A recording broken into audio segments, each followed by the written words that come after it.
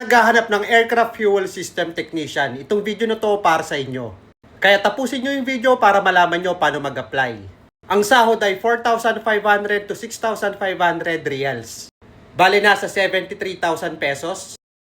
106,000 pesos. Kailangan nila lang 20. At ang destination nyo ay Saudi Arabia. Lalaki ang kailangan nila. Ito ang kanilang job description. Kailangan may experience kayo sa F-15, C-130, and Boeing 707. Tankers is mandatory. So, kailangan mandatory lahat to, masters.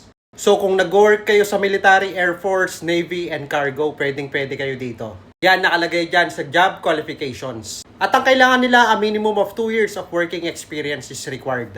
Candidates must be a vocational diploma, short course certificate holder in engineering, aviation, aeronautics, or similar fields. Male applicants are preferred for this role. Principal employer, Jadara Workforce Services Company.